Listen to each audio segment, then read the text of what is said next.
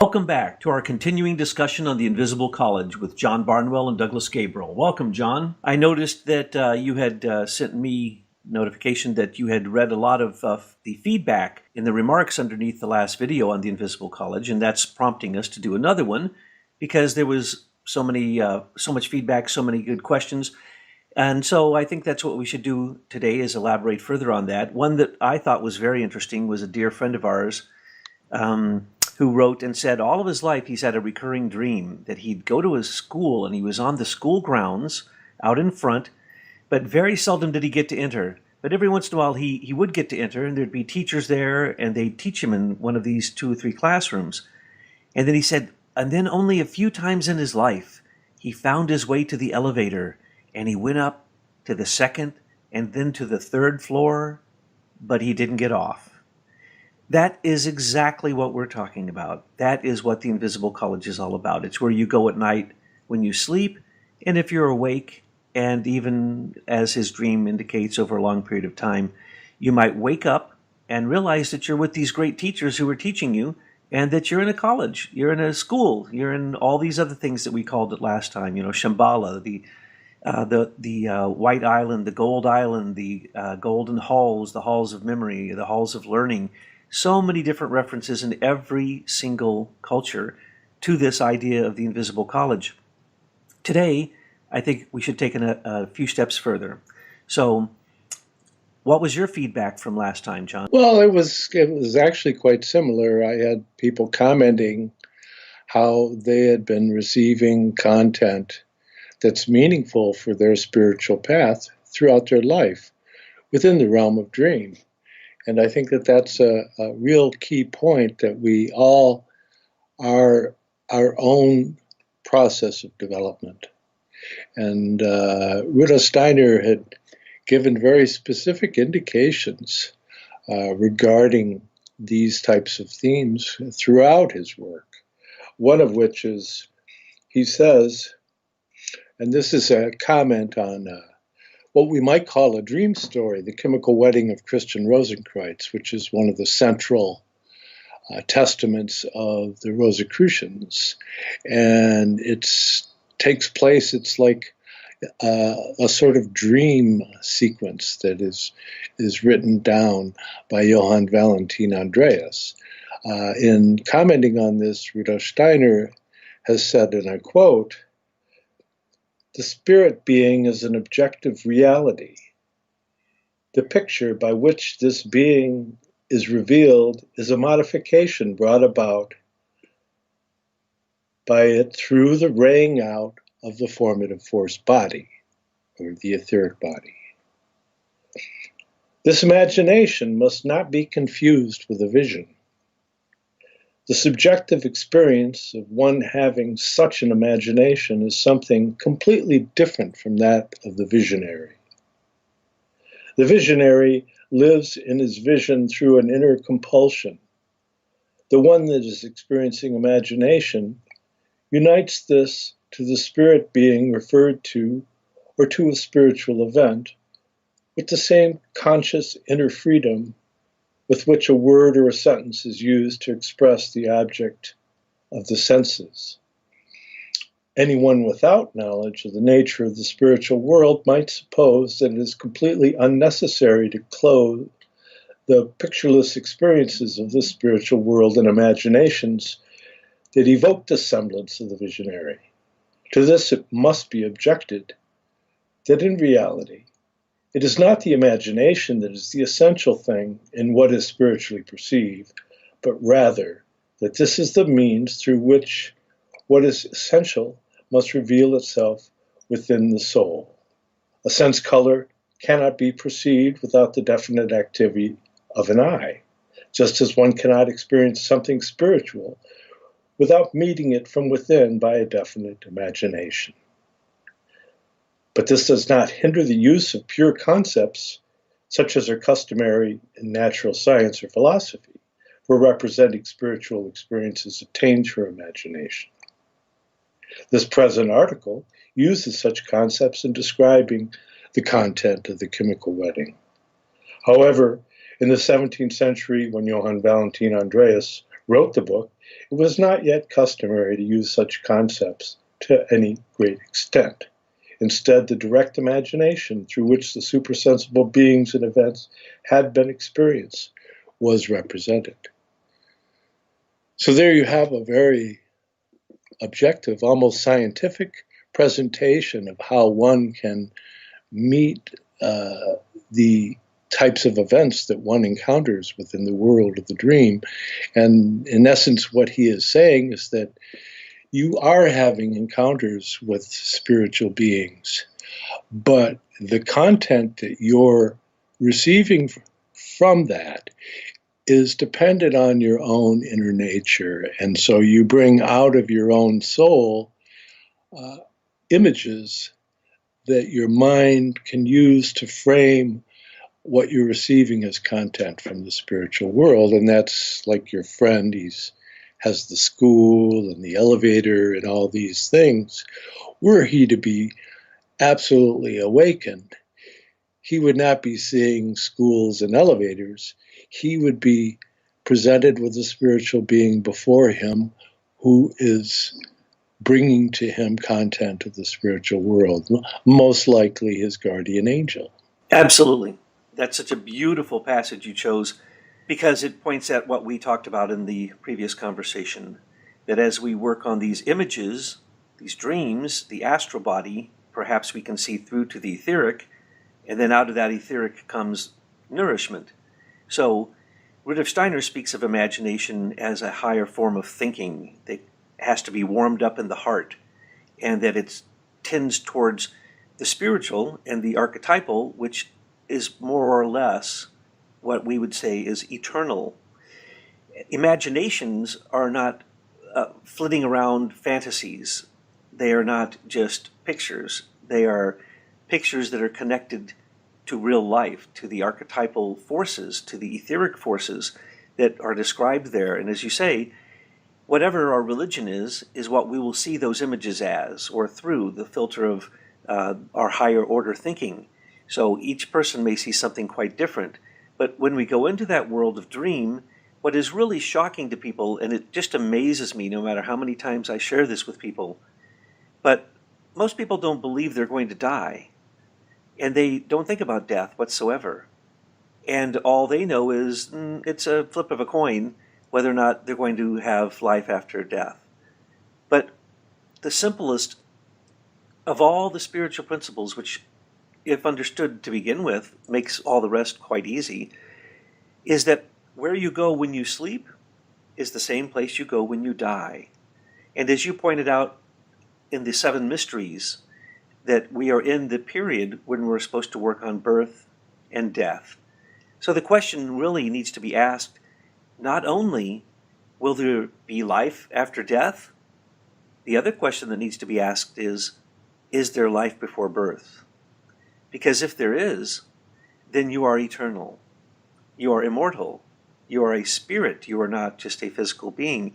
And this is what we were pointing at in some of the references and innuendos of all the different orders of groups, brotherhoods they used to be called, because oftentimes women weren't allowed into these mysteries, especially in modern day with Masonry or other forms of old mystery wisdom that kind of went underground and became the property of oftentimes brotherhoods.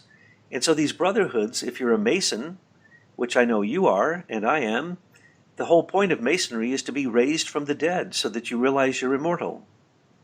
The point of Christianity is that Jesus Christ showed that he went beyond death. So if a human being could understand that when they're looking at these images, as you've so pointed out with Christian Rosenkreutz's Chemical Wedding, those images have to do intimately with you and what happens when you cross the threshold between this physical world and the spiritual world. That's the same threshold that you cross when you come into birth, and it's the same threshold that you cross when you die. But the good news is you can consciously cross that threshold. And once you can consciously cross that threshold, then you have absolute certainty that you are a spiritual being and probably immortal, but certainly there's life after death. So this is the content of the great myths, of the imaginations that came out of the myths that taught cultures in the past. These are the same imaginations that teach religion and teach morality, so that when you get ready to cross that threshold, that you have something to bring to the spiritual world in terms of moral deeds and love and all the things that whatever religion, whether you're a Jainist or a Buddhist or a Hindu or a Christian, whatever religion you are, it doesn't really matter. You're going to have those archetypes that you relate to. But once you get across that threshold, the question is, do you have something to share with them?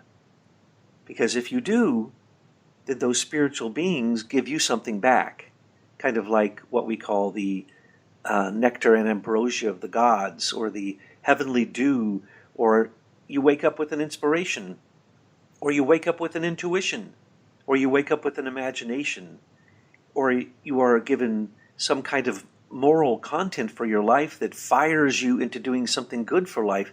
That's when you've had a true communication on the other side of the threshold, in that realm where we dream sometimes, where we sleep, I should say, and where we sometimes dream, and where we die, and where we're still alive after death. We're still going through those 7 realms that we talked about, the 7 mysteries as you described it last time, the 7 human organs, the 7 chambers of the heart, 7 chambers of the brain.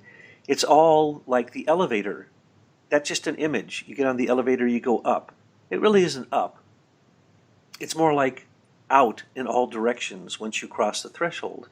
So it's a beautiful thing that you brought in terms of the chemical wedding with Christian Rosenkreutz. I'm sure you can say much more about that, but I think you were also going to give us some more illumination on the concept of the 7 mysteries, which I think so many people reacted to last time. Yes. Well, it's important to understand that these ideas regarding the 7 mysteries, and if I could, I'll give a summation of them again, just so that it makes it easier for people to live into the concepts, because these seed concepts give you tools for interpreting. And when you're approaching esoteric teachings in the inner school, it's always considered there are at least 7 levels of interpretation of the content that one receives from the spiritual world. So that the first one would be the mystery of the abyss, the one, the point. The second mystery would be the mystery of number, and that's the line that proceeds between 2 points. And then you have the mystery of affinity, sympathy, antipathy, like and dislike, the realm of the astral. That's symbolized by a triangle. And then you have the 4th mystery, the mystery of birth and death, which is represented by a cross, sometimes by a cube. And then the 5th mystery, the mystery of evil, is the pentagram, or the 5-pointed star, which can be inverted to be pointed down or pointing upward. And then the 6th mystery is the mystery of the word, and that's symboled as the 6-pointed star. And then the 7th mystery is the mystery of godliness, and that is the 6-pointed star with a dot in the center, or it can be a 7-pointed star. Now, in looking into these mysteries, you can see in them as contained in seed form very, very fundamental concepts. For example, the first mystery, you could think of that as trance consciousness, and that would relate to the mineral kingdom. The second mystery, the mystery of number, is wonderfully revealed in the geometry of the plant world, where the plant world consciousness is dwelling in a deep dreamless sleep. The third mystery, the mystery of affinity, like and dislike, that's represented with the animal kingdom. And animals are continually following these instinctual motions away and toward various things that they're guided to through their feelings and their inner nature that's preconceptual.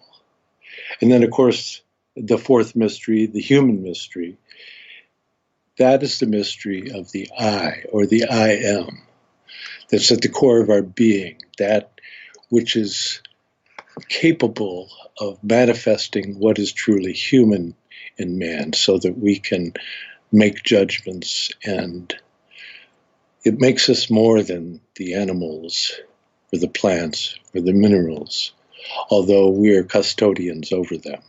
My question to you would be, are the first three mysteries the past, the fourth mystery is the present, and the next three mysteries are the future?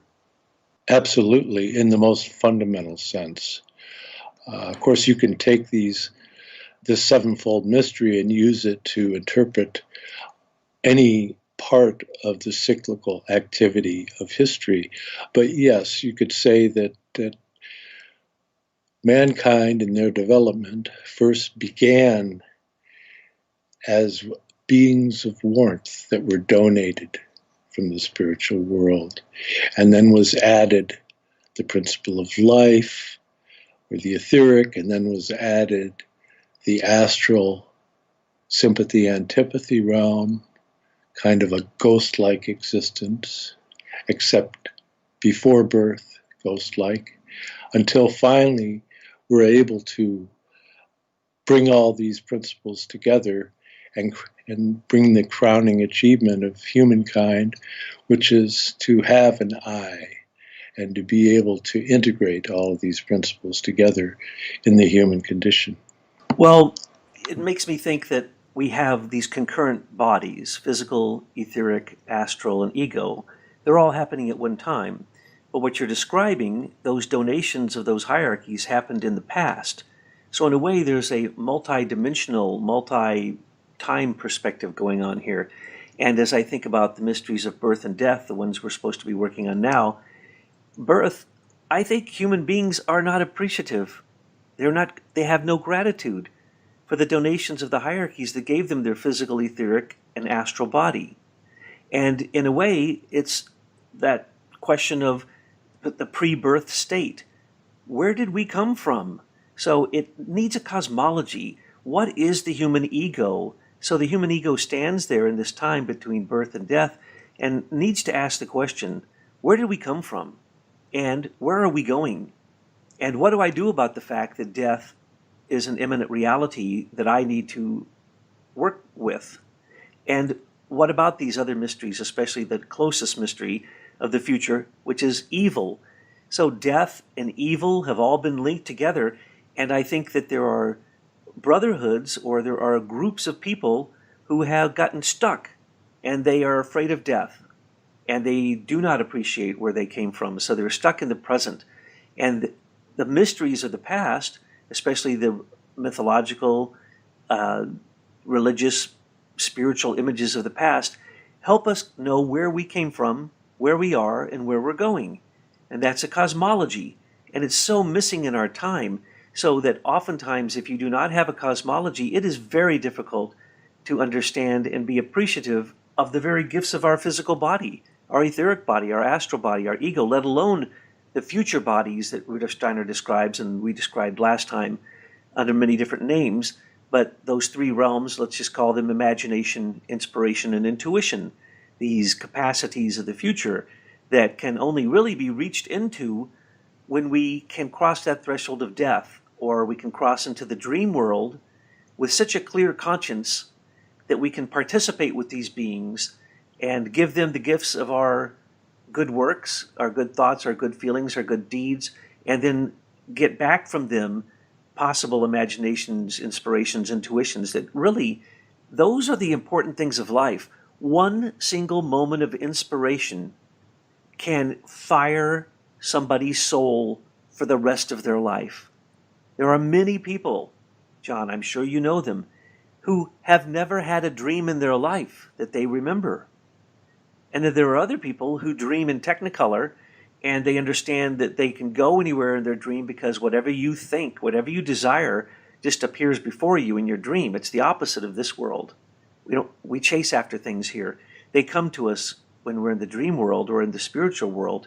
And so people don't have these experiences. They don't know where they came from. They don't know where they're going, and they're terrified to even ask the question, what is death and is there life after death?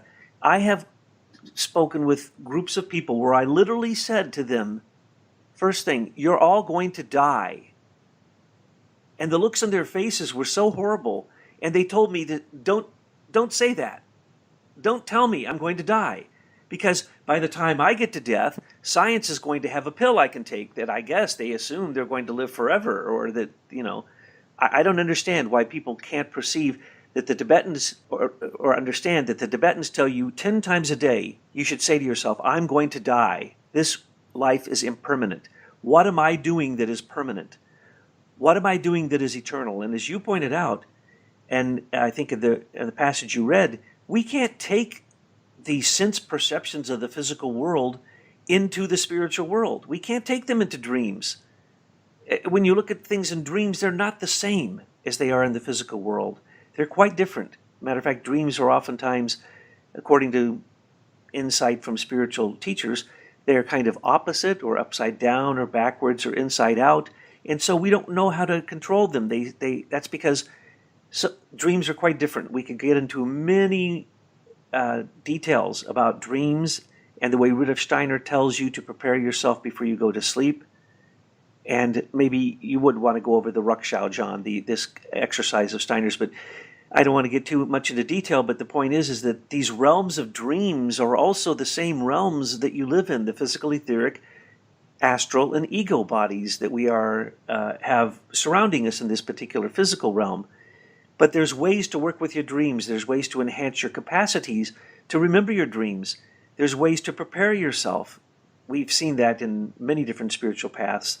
They speak of, the transcendence that can happen to go across the threshold and meet the spiritual world, even when you're awake, or to receive these imaginations, which Steiner points out are far beyond just a vision or a fantasy. They are reality. They are going to come to pass. They are the future coming to us in the moment when we can be receptive enough for them. But in the dream world, it's kind of hard to control the dreams. So Steiner gives some exercises in how we can do that. But I like to think, when I think of birth and death, I like to think birth should lead us to gratitude. And death should lead us to the courage to be able to cross that threshold and figure out the way to speak the language of the Spirit, so that when I'm in that realm, or when anyone is in that realm, that I have something to contribute, that I'm part of the conversation, and that when I come back, I have something to bring into this realm that is from the spiritual realm. Yes. Well, bringing wakefulness into the world of dreams and bringing awareness of the world of dreams in one's waking state. It brings to mind, I used to attend church services at the Christian community, and it was an interesting experience because it happened every time I would go. There would be a busload of handicapped children, mentally handicapped children of all various types. And they would come to the service too. And all during the service, they'd be fidgeting and looking all around and constant movement until the culmination of the service happened with the consecration of the host, the Eucharist. But at that point, they would all become still and look at the host, every single one of them. And it happened every time. And it was as if for that brief moment, they were allowed to have an experience of what it means to be focused within the eye. And so it's this eye consciousness that is our greatest gift. And if we can bring a greater awareness of this eye, through being able to perceive our own thinking and see that thinking is much, much more than just an echo of the physical world, but that we can dwell within our thoughts in such a way that it can bring us to a sense of a separation from our sense life, so that we're more open to the content of the spiritual world. That's a very beautiful image. And yes, I've had that same experience that you've had watching that, and it is quite profound, that sacredness for the eye. I mentioned that Rudolf Steiner gives an exercise called, in German, the Rückschau, which basically means that you're going to look at your day backwards. So right before you go to sleep, and you do your meditations, prayers, whatever, but right before you go to sleep, you try to image everything that happened to you in the day in a reverse order. But also, not your experience, but the experience of those who were around you. How did they experience you? So when you remember what you said, but now you need to look deeper to see how you might have affected those around you. And as you do this, and you learn to go backwards in time and re-look at space in a different way, not from your perspective, but from the perspective of everyone around you, this opens up your capacity to have more connection when you are in the dream world. Now, this is not just some idea, some spiritual idea, or some fantasy of Rudolf Steiner's. Science has now proven that when you go to sleep, the first thing that happens is you have rapid eye movement, which in fact, they have followed the eye movement, and they've watched people and studied what they saw during the day, and then they saw that the eyes replicate, going in a reverse order, everything that you saw that day. So it's kind of like unwinding a recording, because that's how you're going to be able to sleep. You first need to let your eyes somewhat digest what it is that you experienced in the day. But Rudolf Steiner would also say it's also more than just vision. It's also your feelings and your hearing and your will and all aspects of you. But as you do this process of going backwards, it prepares you for what you also experience across the threshold. So imagine when you go across the threshold, things are somewhat in reverse at first, and then they're the opposite in terms of what you experience in space. Instead of you looking out, the whole world is looking in at you, and it's bringing you information about who you are and about how loving you are, or how grumpy you are, or whatever it is that you were doing comes back to you. What is that? That's a view of karma. And so now you start to see that karma itself is a surrounding process, somewhat like dreams, that comes to you and brings to you again and again and again what it is that you need, what it is that you experienced, what it is that you gave to others. It's your learning. It's the invisible college. It's the school. You are being schooled every night when you go to sleep. But now, that's just the first stage. There are other stages we could get into in great detail. But what happens is we expand in all directions once we cross the threshold. We go into those realms.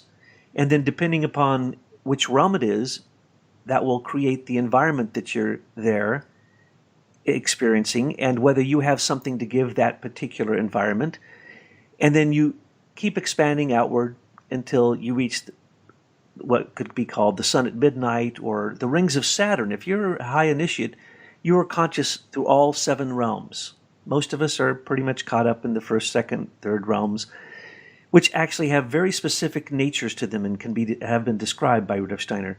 But as we expand all the way out to Saturn, because that's really the local limit of the body of what human beings experience in the solar system, we then stand there and we look at the stars for a moment, and then we have a relationship with the beings beyond our solar system, if we are that highly evolved. Then we turn around and we come back through those same realms, and as we do, whatever it is that we gave to that realm, however much we gave in our moral development, in our moral gifts, that's what that realm gives back to you. That's where imagination, inspiration, intuition come from. So as you come back into your body and you come through those realms, you bring back what it is, pretty much a spiritual version of what you as a human gave to the spiritual world. The spiritual world now gives to you as a human. And you then become the embodiment of the spiritual world. Now, if you have that experience consciously as an initiate, you can never question whether there is life after death. That is silly. As a matter of fact, Rudolf Steiner once said, and it took me many years to be able to handle this concept, and that concept is a healthy human thinking person will arrive simply through logic at the fact that reincarnation is a reality. Repeated human incarnations is a reality. Simply thinking it through will bring you to that. And so one can actually say that we have the capacities to understand what's on the other side of the threshold. We have the capacities to understand what the invisible college, the realm of Shambhala, the realm of the etheric, is trying to teach us in that school that we go to every night, or we could go to every day if we sit down and meditate on it and cross the threshold consciously. But if we can do that, then we are in a reciprocal relationship where we feed the spiritual world and the spiritual world feeds us. And I think that that's really the way to start to face evil, is to understand that once you get and have a cosmology that gives you a perspective of where you came from before birth, the birth mysteries, and a perspective of where you're going after death, the death mysteries, which are what our time is. We stand between this birth and death mysteries.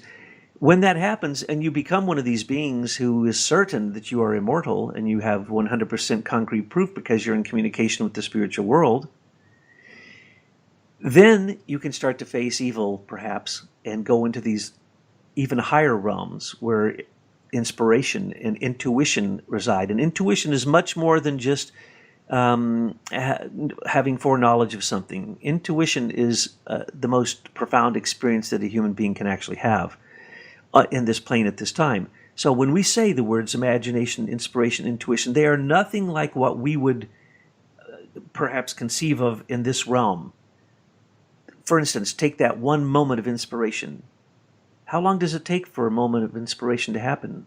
Less than a second, a millisecond. But it can inspire you for the next 70 years.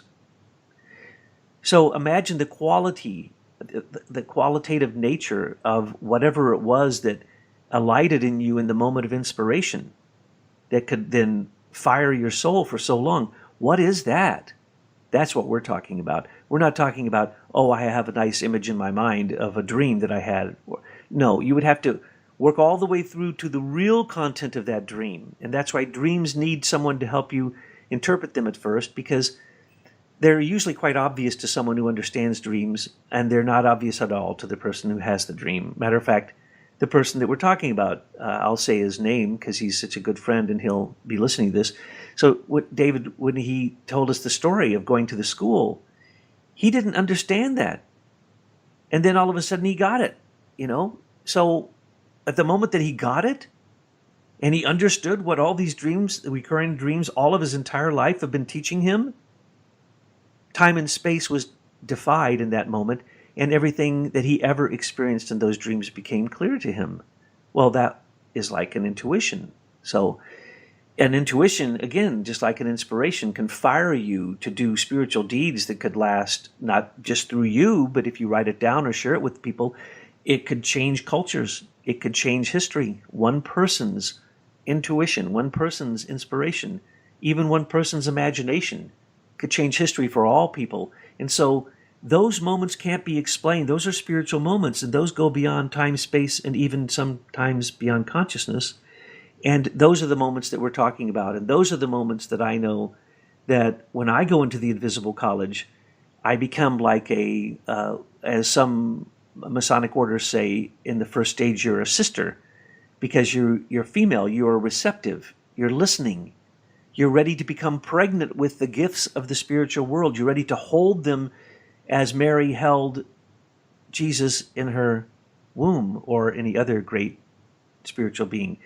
We are that being like Mary if we purify our soul to the point that the spirit is all that we're interested in, that which is eternal, that which is beyond, before birth and beyond death. That's what we're going for. Then we become a sister. We become a bride. Rudolf Steiner calls it, we become the Virgin Sophia. There's many, many names for this stage of spiritual development, but what it is it's an opening in your soul so that you can start to receive these things, because we can talk about it all day long, but when it happens, it enters you. It isn't about just talking about it. It's about embodying it. You can even behold it and still haven't embodied it. So you can see these things with new spiritual organs, but when the time comes for you to really be pregnant with the Spirit, then in a way, all of the old, oftentimes male-dominated brotherhoods dissolve. Those were organizations that didn't let women in. Everyone gets to get into the invisible college. Everyone gets to be pregnant with the Spirit. Everyone gets to be the Virgin Sophia as you cross into the invisible college in the first stage. Or there's 3 stages of Masonry. We can describe them in many, many, many systems, but they all come down to about the same thing. You are in a stage of receptivity, of purification, of renunciation in that first stage when imagination can start to fill you. And, as we pointed out before, literally hierarchical beings start to communicate with you, as you said, probably your guardian angel. Yes, when your guardian angel appears, most people think it's God, because compared to the physical world, an angel looks like God and is, of course, connected to God. So you follow an angel and you lead to the archangel, and you follow an archangel and they lead to the time spirit, on up through the 9 hierarchies, directly to the presence of the divine. And that's what really can happen when you sleep at night. It's that simple. And it's shocking to realize that people don't think about these things. They never think about them.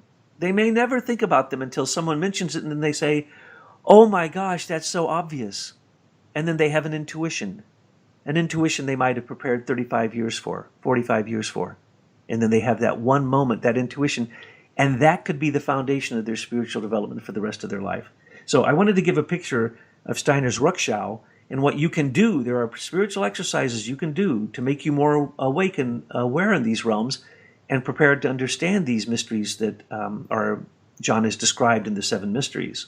And if I could, in closing, I'd like to share my translation from the French of an alchemical poem by the Comte de Saint-Germain. Curious scrutator of the whole of nature, I have known the great all, its principle and its end. I have seen gold and its power deep within the mine. I have seized its material and surprised its leaven. I explain by what art the soul within the mother's womb makes its home, carries it out, and as a grape seed placed against a grain of wheat under the humid earth. The one plant, the other vine are the bread and wine. Nothing was, God willed, and nothing became something. In my doubting, I sought out that on which the universe is poised. Nothing appeared to sustain the equilibrium or to serve as a support. Finally, with the weights of praise and of blame, I weighed the eternal, it called my soul, I died, I adored, I knew nothing more.